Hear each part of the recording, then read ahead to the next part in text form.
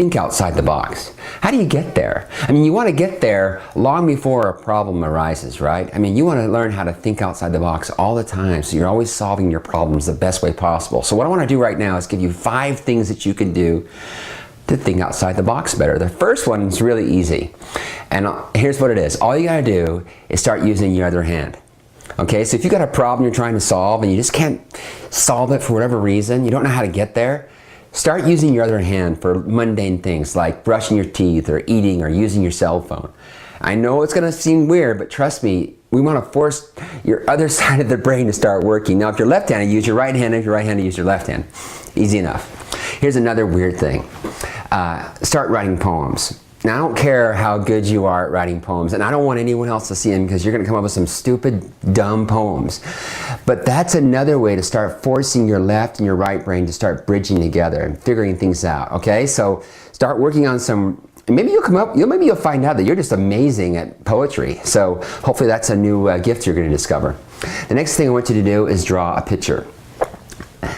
And it doesn't matter how good you are, but start drawing pictures, start working on that side of your brain. And I noticed another thing too about really successful people. When they're talking on the phone and they're working through things, they doodle.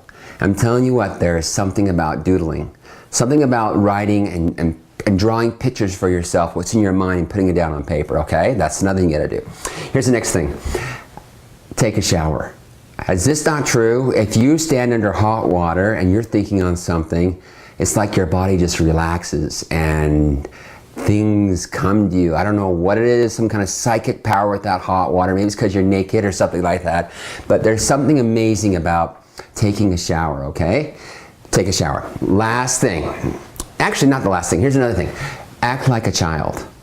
Play like a child. My friend Damian Dayton, who's a very clever individual, told me that he likes to play with things. When he's struggling with something and trying to come up with a new way of looking at it, he tries to think like a child.